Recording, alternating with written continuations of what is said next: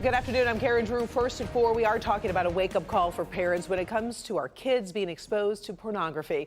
A Common Sense media survey found the average age that most kids were exposed to porn is 12 years old. 15% first saw porn when they were 10 years or younger.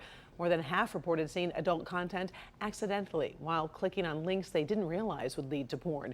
About 41% reported seeing online porn during the school day. So today, Paula Tutman reached out to experts for guidance on what this means for local families. And there also are some other disturbing results. What's this about, Paula?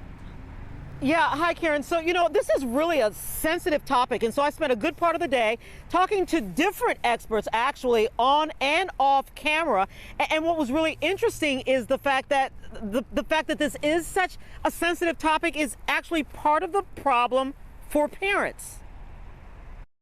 Easy to find you. Children, native users of technology, don't have to look far to find pornographic content and don't have to work hard for it to find them. Too much access. It's very simple for them to get online and go to whatever. You click on one thing and it takes you someplace else. That said, the question becomes, we have the information as parents and guardians and the center of guidance for our children. What do we do with this information? The problem is people blame porn, and it is not the porn. It is the fact that the child is watching something and not getting educated about what's actually happening. Dr. Joe Court is a certified sex therapist in Royal Oak. When you're a young kid and you don't know what you're watching and nobody's explaining to you that this couple, let's say you're watching, has had a conversation around what they're going to do beforehand, that the people have been hand selected, that not every body part looks like you're seeing. Nobody's talking to kids about all that. The Common Sense media study also found that 84% of the pornographic images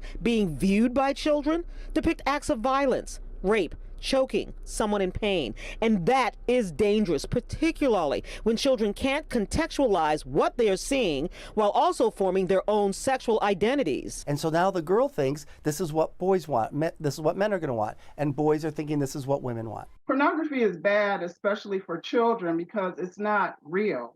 It's depicting something, an act that's natural and normal and great, in an unreal fashion. Cynthia Reynolds specializes in child counseling at First Family Counseling in Bingham Farms. It's dangerous because if children are experiencing pornography or violent situations regarding normal sexual activities, what kind of opinions are they forming regarding that? Which takes us back to the parental response. Oh, I don't know how I would have handled that with my kids.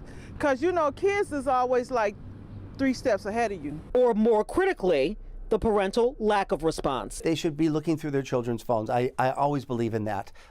It would be better if they could do it with the kid, especially if they're an older teen. Looking through and not shaming, but rather let's have a conversation about what you saw.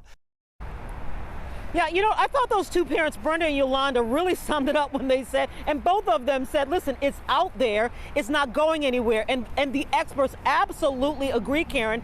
And so what's the takeaway? What's the value for parents? And that is perhaps to be less shocked and more proactive in navigating children with what they're seeing, because it's probably not going to go anywhere.